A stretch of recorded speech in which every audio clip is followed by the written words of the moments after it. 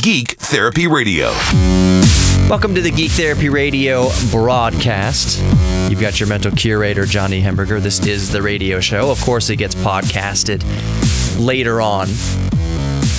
I call the broadcast promotion for the podcast. Since it is 2020, you may not always be by an actual AM, FM radio to tune into Geek Therapy Radio. So you can always grab the podcast, of course, in the iHeartRadio app or your favorite podcast player. You can also find out more about Geek Therapy Radio at geektherapyradio.com. The very first thing you see on geektherapyradio.com is the contact form, because I want you to be able to contact me first and foremost. Before any merch page, before any links to past episodes, I want you to have a way to contact me directly. So geektherapyradio.com, and of course all the social media. Just search for Geek Therapy Radio. Look for the red, white, and black color scheme. So that's Geek Therapy Radio on Facebook, Instagram, and YouTube. It's a really good way to stay in touch with me there also. If you have a really cool car, or like a vintage computer, or you're an artist, or you're a carpenter, or you have some sort of work that you do with your hands, something that you're a big time geek about, maybe you just rebuilt or just added headers to your classic 69 Camaro. Maybe you just put the finishing touches on some cabinetry you built that you're very proud of. Maybe you just knit the best sweater you've ever knit in your life. And of course, I'm not talking about Houston, but anybody else out there in the world who has a need for sweaters. I mean, we need a sweater in Houston maybe once or twice out of the year, one or 2 days out of the year. But whatever you're a geek about, whatever you're proud of, maybe you programmed something really cool, wrote a really cool piece of software, collected a really cool vintage video game. Maybe you finally were able to find Star Fox at a reasonable price for your Super Nintendo. Maybe you were able to find Super Mario Bros. 3 in storage at Grandma's house. Oh, this is where I left Super Mario Bros. That one time I brought the NES to Grandma's house. I would love to see that kind of stuff. So you can send that stuff to me. Email geektherapy@iheartmedia.com, or just put a picture of it on Instagram or Twitter or something like that and at me. I would love to see that and share it with others. That's what Geek Therapy Radio is all about. Okay, so to kick the show off, I want to apologize for not the entire podcast, but for a misunderstanding with a podcast that I uploaded this week, in which I was discussing the explosion at the port of Beirut and political bickering in the United States. I was wondering about that podcast. Should I even upload this? I think people might misunderstand what I'm getting at here. So I wound up just uploading the podcast and letting it sit and just kind of seeing how people digested it, if you know how they would take it. So there was some misunderstanding with it, and just know that I have nothing but compassion in my heart for anybody suffering. If you've been listening to Geek Therapy Radio long enough, you know that much about me. I don't even want to mention. I used to say, I mean, one of the main tenets of the show is that Geek Therapy Radio is an oasis in a desert of politics. That I know that my show exists on a radio station and in an atmosphere right now, especially in the United States, where it's all politics. Everything surrounding Geek Therapy Radio on either side, most of the week, is politics. No, Black Coffee Radio is not really politics. No, Outlaw Dave is not really politics, but you get what I'm saying. If you're listening to this broadcast on this radio station, you know that most of it is political, and it's at each other's necks and throats politically. I just need to remind myself, and me uploading that podcast the other day was just to remind myself, I don't even want to comment on political bickering.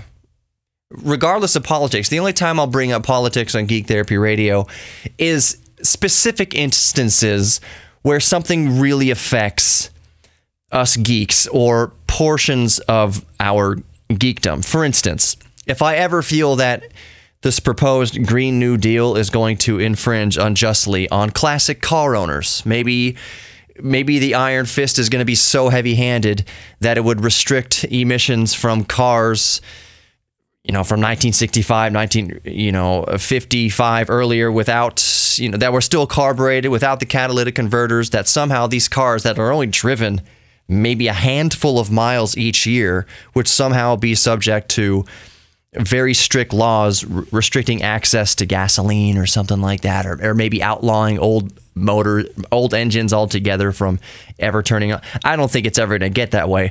The point I'm making here is just that if it ever does get that way, or if it ever feels like it's going to get that way, that's the only time I would ever bring politics into the mix of Geek Therapy Radio. If there was something that the government was doing to infringe on our right to be a geek about whatever particular field, it would be like an artist. Oh, if they're banning oils or petroleum products in the art industry, so you can't get your favorite paint anymore because they've outlawed the oil within the paint.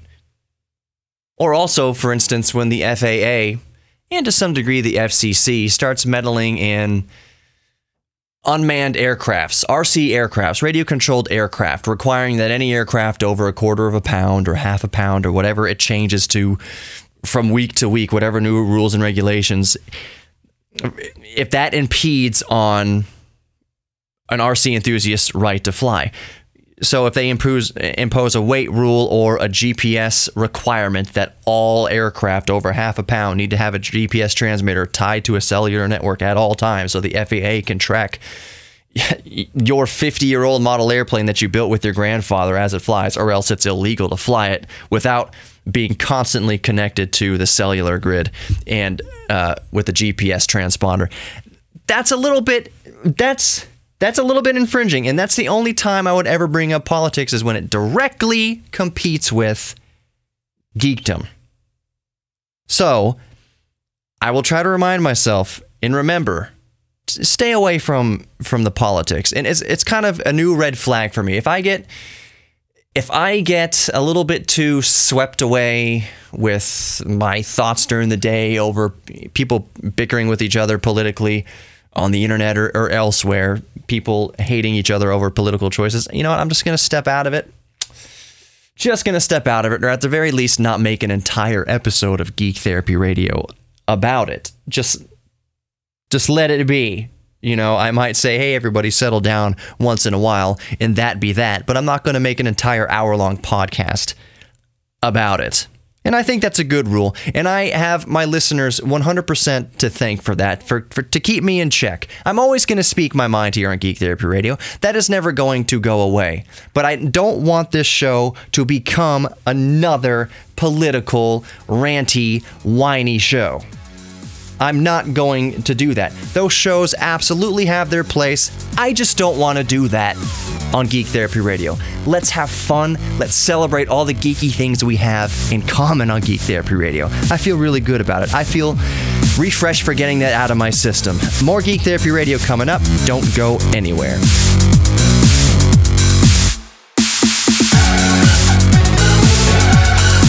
Welcome back to Geek Therapy Radio. You've got your mental curator, Johnny Hamburger, here. GeekTherapyRadio.com for contact and more information. I guess in this segment, I just want to get the listener up to speed on my current projects. And by doing this, I'm hoping that anybody out there would chime in. If you have experience in these areas, to let me know, or even just commiserate. Yeah, I used to have this 1970 thing that I could not get the car just right. I cleaned it 100 times and I could not get it just... Anything like that, feel free to contact me. GeekTherapyRadio.com. So, all right, here's what I've got going on. The current projects. Do you ever feel sometimes that you just have too many plates up in the air? You're spinning too many plates. You know those plate spinners that they spin the plates on the top of those long poles, and they constantly have to run around and spin them to keep them spinning, because if they don't spin, they fall and break. Do you ever think like you have too many plates spinning? I feel right now that as a geek, I think this is it's a very common scenario in geekdom, is that we are fascinated by so many different things. We're tinkering with so many different things. I think that's really what it boils down to, is we're tinkering with so many different things that it gets to feel overwhelming sometimes. Especially when half of those projects aren't working. I know we like to work on things. We like to fix things. There is incredible satisfaction in repairing an old computer or fixing your car or fixing a stuck door in your house, installing a new sink. There's a tremendous amount of satisfaction in doing something with your hands and fixing something and having it work. But there are periods that we go through, and I know you can relate to this. All geeks can relate to this. And we're all geeks about something, so there's something in your life, sometimes or multiple things, that just don't work. My car, my daily driver is still sitting in my driveway. I believe I've deduced the problem down to the ECM/ECU. It's the computer of the car. I finally pulled it out of the car. To bring you up to speed, it's a 2010 Audi S5 6-speed manual transmission, and that's apparently a very specific and kind of nightmare setup as far as computers are concerned for Audis. The manual transmission computer for the 2010 Audi S5 is substantially more expensive than the automatic transmission, and I can only wager that's because the manual transmission is far more rare than the automatic transmission. Matter of fact, that 10-year-old, decade-old 2010 Audi S5 with the manual transmission is far more rare, at least in the United States, than my 1983 DeLorean. You wouldn't know it. If you saw the driveway and you saw the DeLorean in the garage, in this 10-year-old Audi in the driveway, and you would have to understand that Audi in that current setup, that's the car that's far more rare than even the DeLorean. On a side note, buying parts for the Audi, buying parts for Volkswagen for that matter, is so much more expensive than buying parts for a DeLorean. There's this common misconception and this worry that, oh, it's an old DeLorean, the super rare parts are going to be extremely expensive. They are not. They are very, very reasonably priced parts. DeLorean.com. That's where I go to get all my DeLorean parts. A lot of it's new old stock from the 80s. They had enough inventory left over when the company went under to build over 10,000 more cars. If not, some estimates were up to 30,000 more cars. They only produced about 9,000 DeLoreans. They had enough parts left over in some estimates to build 30,000 more cars. So for most parts of most cars, there are 3 times as many. So like engines, if there's 10,000 more, there's like at least 2 engines for every 1 DeLorean, if you catch my drift. There's the engine in my car right now, and then if they have 10,000 more engines to have built 10,000 more cars in the 80s, my clone engine is floating around somewhere out there. And it's available. So there's parts for the DeLorean, and they're reasonably priced. For the Audi, that is not the case. There are more parts for the Audi, of course, but they are so, for the most part, expensive, and it doesn't make any sense. One time I had a 2004, 2005 Jetta TDI, the diesel Jetta, and I love that car. Just out of curiosity, I looked up the passenger air vent, the right front passenger air vent, because it had broken, and normally that wouldn't really bother me, just the gills, the slats, one of them was a little broken. So I looked up on the internet, right front passenger side air vent. It was like $400 for that 2004, let's just say, Jetta TDI. And I said, now I'm really curious, what is the right front passenger air vent in my 2010 Audi S5? It was like $200. Why? Why is that older Jetta air vent more expensive than an Audi? You would think Audi is the luxury brand. You would think every part in the car would be more expensive than its counterpart on its Volkswagen counterpart. Right front air vent, yes, they're shaped differently and molded differently. Maybe for some reason there's less 2004 Volkswagen Jetta air vents than there are 2010 Audi S5 air vents, and they're using those air vents in other cars. That air vent is working in the A4 or the S5 or the Q5 or the A6 or whatever. They use, auto manufacturers use parts across many different models of their own vehicles. I could vent about that for several minutes, which you just heard me vent about. The point is, the 2010 Audi S5 is still sitting in my driveway where it sat for a month as I went through the cheaper options to see why it wouldn't work. No crank, no start, no spark. It's a manual transmission. You can push it up to 25 miles an hour with my wife's Jetta. I can have the ignition in the on position and do the old-fashioned thing that some people listening might not remember or know about. Put the car in second gear, let the clutch out. It should fire up the engine just like that. Well, that's not happening with the 2010 Audi S5 right now. No crank, no start, no spark. Long story short, I have traced it to an ECM issue. I cannot pull codes from the ECM, no communication with the ECM. I have tested every relay. I have swapped relays.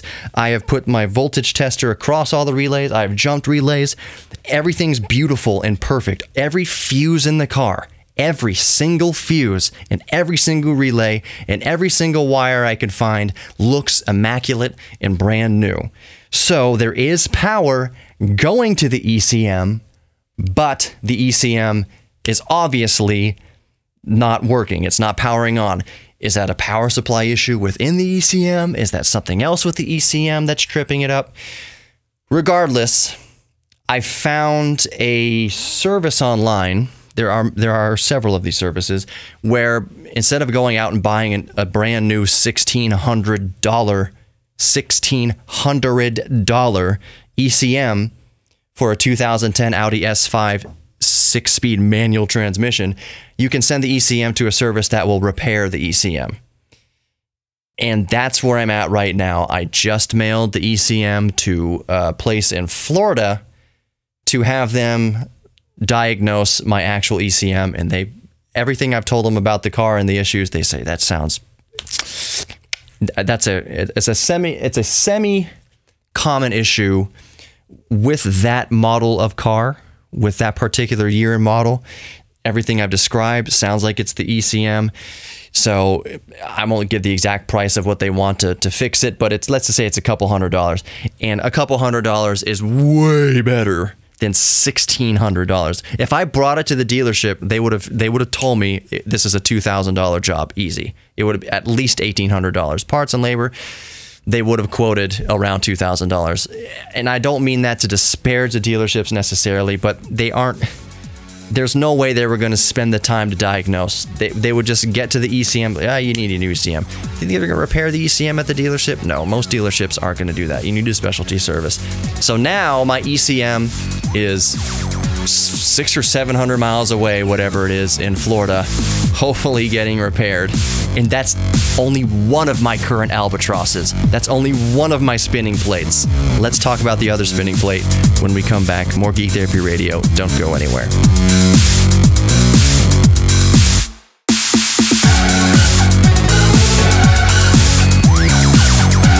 Welcome back to Geek Therapy Radio. Detrimental Curator, Johnny Hamburger.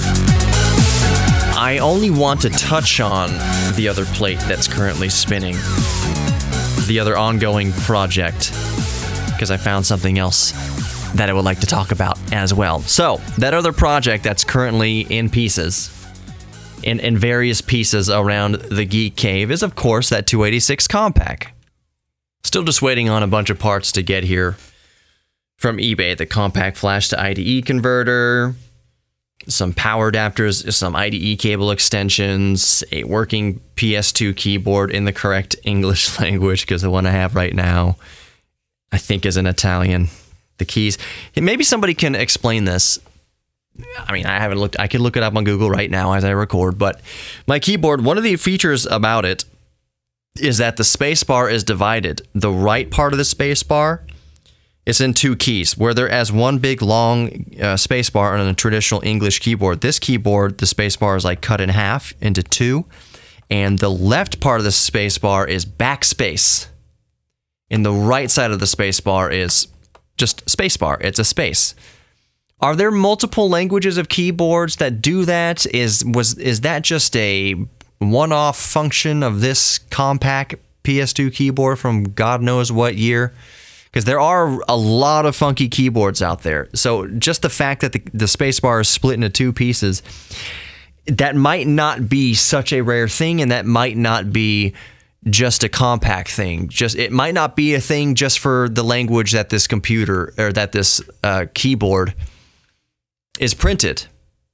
If it's a Portuguese keyboard or something like that, I don't know. Do Portuguese keyboards have split space bars? Is that a normal thing? I don't know. Maybe somebody out there can shed some light on it and tweet at me or send me an email, geektherapy@iheartmedia.com, or just go to geektherapyradio.com or get at me on Twitter. Just Geek Therapy Radio on Twitter. Let me know. Is that keyboard split space bar? One of them is backspace, one of them is space bar. Normal space. I don't know. It's boggling my brain right now. Regardless, my Compact 286E, the parts I need are coming. The real-time clock / CMOS battery, the Dallas chip, the Dallas DS 1287 compatible chip that I need. I think the biggest hurdle that I face right now with that Compact 286 is that I'm struggling for the life of me. And I just downloaded something. It's in my Dropbox. Maybe this will help. But on old computers, on certain old computers, you can't just keep tapping F2 or delete or F10 or whatever function button to get into the BIOS. At least for this 286 compact computer, and I know other computers, it doesn't have a BIOS like that, so to speak. You need to have the diagnostics disk or the setup disk for the computer. I do not have that for the Compact 286E. If you know where I can find that for the Compact 286E, I would love to know. I think I've downloaded an image that might work. I downloaded it last night just looking at my iPad, and I saved it right into the Dropbox. Then I can go up to my computer upstairs and hook up my USB to floppy drive adapter, or fire up my Windows XP machine that has a floppy drive. And it's not, you don't burn the image to a floppy disk, but I can put the files from that image onto the floppy disk and see if that's it. Reason being, I don't think it's just that my spinning drive, my hard drive, it's a 40 megabyte with an M, 40 megabyte hard drive in that 286. I don't think it's just that the hard drive is old. I think it's also a fact that it's not seeing it on the IDE ribbon cable. I've tried different ribbon cables. I have multiple IDE cables. I think it's the fact that I haven't set something up for it correctly in the BIOS. I know there's different types of hard drives. I think because that CMOS real-time clock is bad, it hasn't been able to save the type of hard drive that it is into its BIOS, so to speak. So I need that CMOS battery, and I need the diagnostics floppy disk to get in there and see. Here's what I have been able to determine. I copied the files. I printed a floppy disk of David Murray's Planet X3. And I also put Lode Runner from 1983. I think Lode Runner came out. A couple of small games. So David Murray's Planet X3 and then Lode Runner onto a standard 3.5-inch floppy disk.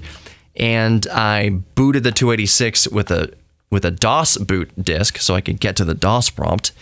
And then I swapped the disks out, put Planet X3 in there, and ran, I think it's px3.exe. It launches into the game perfectly. The speaker on the computer works fine. The game runs beautifully. I've got a VGA. It's got VGA graphics on the 286. It's kind of baller status for 286. It's the equivalent cost today of over $8,000. So it's a pretty baller status 286. And games run brilliantly. Planet X3 runs and looks gorgeous. Lode Runner is there in all of its, I think it's EGA or CGA. 1983 286. It came out before 286. 1983 is before 286 processors, but it's IBM compatible game, very basic game. So running software off of the floppy disk works perfectly, works fine. It's actually quite rewarding and quite refreshing, and I love putting in the floppy disk. And I think I do need to clean the B drive, the 5.25-inch drive. It can read the disk at first when you first put a disk in, and then you try to delete something or format the disk, and it's not letting you do it. I tried this with 10 different 5.25-inch floppy disks. So it's something, I think the drive itself, I just need to get in there, very basic, just get in there with some rubbing alcohol and clean the heads. I think the heads are aligned. It seems to read the files just fine once, and then after you try to do anything else with it, then it kind of, I think the heads just need to be cleaned. I'm thinking. The reason I'm thinking that is why it can read the disk, and then when you try to read it again or write anything to it or manipulate any files on the 5.25-inch disk, I think that first initial pass, I think there's enough magnetic energy left on the disk itself that it can pull the files initially, but that first spin around on the dirty heads or whatever, I think it kind of erases the data, or the data becomes not corrupted, so to speak, but the floppy drive can't read it a second time. I don't know. I'm just going to see. Floppy drives do weird things when they are dirty. When the heads are dirty, it does really weird things. So I'm going to clean the heads with rubbing alcohol, and we'll see if that fixes that. Overall, the whole computer is very clean. Okay, so I want to move on to this next subject. We'll see how it carries on, maybe to the fourth segment. I don't know. I don't see how it could. Then again, this is Geek Therapy Radio, and all sorts of things come to my mind while I'm doing this radio show. Stream of thought. Sometimes good, sometimes bad, sometimes misunderstood. It's just the nature of doing a radio show. Are any of you out there familiar with the game Untitled Goose Game? That's the title of it. It's literally, quote, Untitled Goose Game. Basically, you are a goose and you just run amok interacting with the world. The premise of it is easy. If you've ever met a goose out by the pond, geese can be very aggressive, and they can be buttholes. I'll just say it. Geese are buttholes. They are very aggressive, and they can be buttholes. So this is a game where you're basically a butthole goose. You're just pecking people, and I guess you go on missions. I've never actually played it. I love watching streams of it. I love watching people play it. Just a goose running amok. Remember Goat Simulator? Goat Simulator is another fun one, but I think Goose Simulator looks way better. It doesn't matter about the game or the gameplay. What I'm getting at here is its creators want to release and are going to release a physical version of it for the PlayStation 4, which isn't any surprise. Games still come on Blu-ray discs for the PlayStation 4. Even in the age of digital downloads and Steam games and gaming in the cloud, there are still physical disc offerings, which are great. Which is still great that we have that option for a lot of games here, even in 2020. When everything is streamed and downloaded, and you're basically renting the game every time you buy it. You don't actually own the game. When you own the physical copy, you own the game. You own the physical copy of the game. You spend $60 or $30, whatever it is on the game, you own that physical copy of it. Well, the creators of Untitled Goose Game, this is definitely going to spill into the fourth segment, are releasing it in a eco-friendly, biodegradable paper/wood jewel case.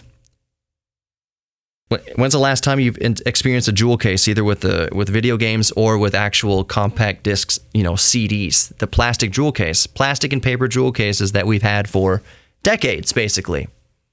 Well, Untitled Goose Game is going to come out in eco-friendly packaging, and I want to dive into that. I want to talk about that because on the surface, it doesn't seem like it's oh good, recycled paper. That's fine, whatever, do what you want.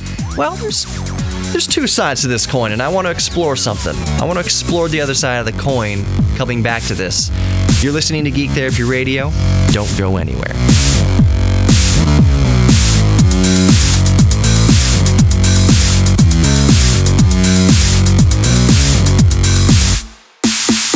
Welcome back to Geek Therapy Radio. You've got your mental curator, Johnny Hamburger. In the previous segment, we were talking about Untitled Goose Game. That it's coming out physically for the PlayStation 4 in eco-friendly packaging, or just, as they're quoting it here, eco-packaging. I understand the compassion of it.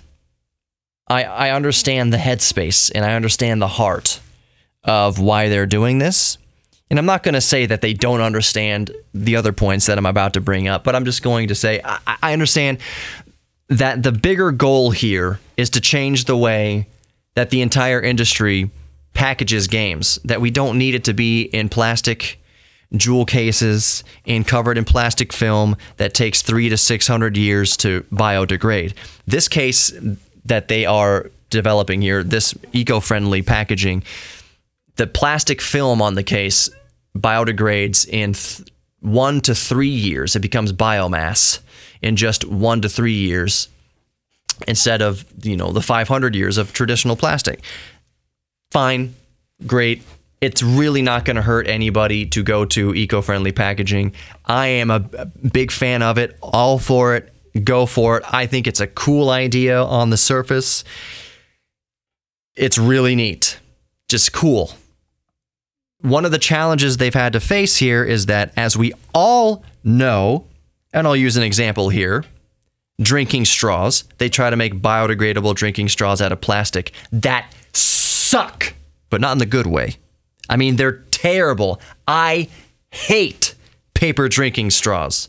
They are one of the worst inventions by mankind. One of the worst. The paper straw is the worst invention since the plastic straw.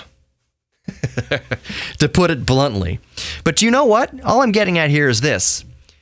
People don't have a problem with something being biodegradable or eco-friendly as long as the product doesn't suck. They make biodegradable straws out of biodegradable plastic now. It's biodegradable plastic. When you use the straw, it is no different from a traditional plastic straw. It's just you can have a clean conscience when you throw it away. It's a biodegradable plastic. It'll be gone back into the earth within, 1 to 3 years or so, as opposed to the 500 years, 1,000 years, whatever, for a traditional plastic straw. So it wasn't that eco straws were terrible altogether. It was the implementation as paper straws is terrible. And people don't care if something's eco. Just make the product good. I've drawn this comparison before with Tesla. Before Tesla, electric cars, look stupid. You had to really be taking a stance and really, really just love the idea of an electric car. No general consumer, average consumer, cared about electric cars, what were limited and available, because overall you had range anxiety, the product wasn't good, it looked terrible, the materials were crappy. Then Elon Musk starts Tesla and makes an electric car that's desirable. It's eco-friendly, sure. You can argue that it's eco-friendly. Some people argue that it's not eco-friendly. Doesn't matter. Whatever. You can take both arguments out of it, and you're still left with a product that's a good product. That's a sexy, desirable product. So, banking on eco, a buzzword, a hype word, as trying to be a selling point, does it work? Does it not work? I think it depends on who you are, really. But you know what does work? Making the product a good product, period. So back to Untitled Goose Game using eco-friendly packaging. All for it. Sounds great. If it comes wrapped in a tissue, if it's basically tissue paper or construction paper that doesn't hold up to the test of time, it's going to be crap. Now, I'm saying there's a lot of, in the article I'm reading, there's whole paragraphs about how they've strengthened it. They're using, I think it's like 20-point paper board. Like it's thick stock paper, and there's actual wood harvested from eco-friendly, sustainable forests. It's eco-friendly, but it's rigid and sturdy. But here's the thing. We'll see about that. Here's why that matters. Here's why the rigidity matters and its robustness matters. If you're the type of person buying physical copies of games, you are what we in the geek kingdom call a collector. Or there's a high likelihood that you would call yourself a collector. Do you want to collect something? I'll use Houston as an example, or anywhere on the Gulf Coast, or anywhere that's humid. You buy a paper jewel case for your PlayStation 4 game, or PlayStation 5, whatever, if this catches on, and you put it on your bookshelf in a humid climate. and it just wilts away and turns into nothing, a soggy mess, basically, it doesn't stand up to the elements, then what was the point? Why not, if you were trying to make an ecological statement, just download it and skip the packaging altogether. So that's my only caveat. That is the flip side to this eco coin, is if you're buying a physical copy of something, a lot of those people are going to be collectors and they're going to want to keep it on display or keep it safe. Is it going to hold up as well as traditional plastic jewel cases? And the answer is, we have no idea. And again, keep your mind open and broad on this subject. We are not just specifically talking about this one Untitled Goose Game. Not this specific game. We're talking about if this becomes an industry trend. And if it goes beyond the gaming industry, if it goes into other products and packaging where they're collectible. So like action figures. A lot of people collect action figures. They'll go to a comic book store, go to the toy store, go wherever, and collect physical action figures, and they keep it in the packaging. That's a tale as old as time among geeks, is that we keep packaging. I like to keep packaging for some things. Not all things, some things. And come to think of it, a lot of the packaging is already paper or cardboard, but I go to not extreme lengths, but I make sure that that cardboard packaging is in climate controlled area. And I do have a lot of cardboard. Isn't it fun to think these things out and see where the train of thought goes? I do have a lot of cardboard packaging that has held up well over the past few years. That said, I've got a lot of cardboard packaging and paper packaging that have not held up at all in this humid Houston climate over the past 10 years. Is Untitled Goose Game enough of a collectible that someone's going to want to keep that jewel case around for decades? But that's the thing about collecting. You really don't have to put a specific date. I would love to keep this for exactly 35 years and hand it off to my kids. That's part of what it's about, but that's not really why you initially collect. There's no timestamp. There's no expiration date on your collection. And when you go to biodegradable packaging, that in their very advertising, in the touting that it biodegrades in 1 to 3 years, that's kind of a red flag for collectors. I guess that's the difference between the cardboard packaging I was discussing earlier, that I do have cardboard boxes that I've gotten a decade ago that still hold up fine, that have been in a climate-controlled closet in the house for the past decade, that have held up fine. But that's not really hardcore on the biodegradable aspect. Yes, there's recycle symbols underneath it. How recyclable is it compared to purposefully dedicated, crafted, eco-friendly, biodegradable packages? When I bought my laptop, like when I bought a laptop 10 years ago and I saved the cardboard box it came in, nowhere in the box did it say, this will decompose in 1 to 3 years in big, hyped up letters. And it hasn't decomposed in 1 to 3 years. Untitled Goose Game is going to bring packaging to the market that specifically touts, this will biodegrade in 1 to 3 years. That's not good if I want to keep it on my shelf. And that's a different thing. It's not in a compost heap. You get what I'm saying. It doesn't...